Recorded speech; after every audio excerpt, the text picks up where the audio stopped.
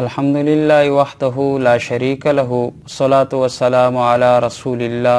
شریعت کې بعض عملونه فرض دي، بعض عمل شریعت کې واجب دي، ځینې سنت دي، ځینې مستحب دي او ځینې مباح دي. فرض عمل د دې انکار کفر ده او پرېښودونکی سړی فاسق ده. واجب د دې انکار کفر نه ده خو د دې پرېښولو وال سړی فاسق ده. سنت د هم ډېر ثواب لري، د دې اهتمام پکار ده. الله تعالی پرې راضي کېږي، څوک یې پرېږدي الله تعالی پرې ناراضه کېږي. مستحب سکې یې ثواب ده، سینې کې پروا نشته.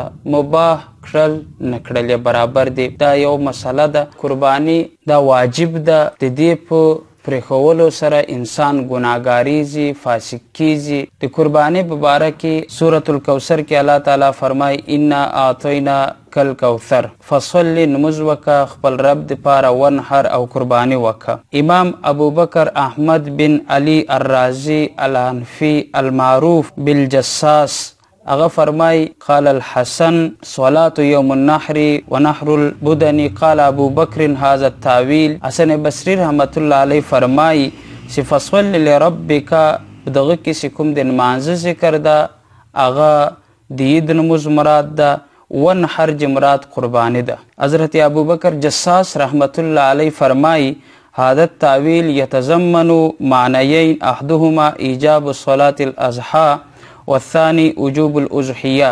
فرمایي چې یو خدا ده چې بدې کې د لوی عید د نمانځه د وجوب معنا معلومه سوه. فصل لربک نموز واجبه سوه د لوی عید.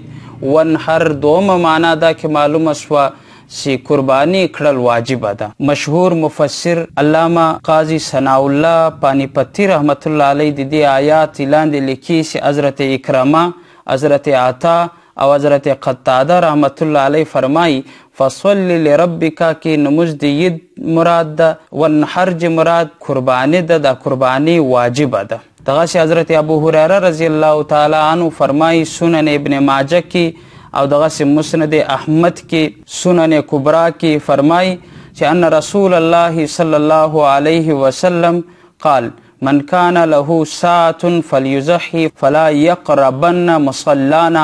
څوک چې د قرباني وس لري عید پسه نه کې حلال قرباني نه وکړي هغه د عیدګاه ته نه راځي.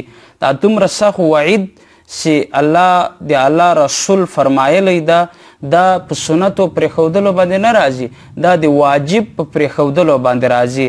ځکه امام فخر الدین عثمان بن علي الزیلی حنفي تبیین الحقایق کې دا دلیل اخستی ده.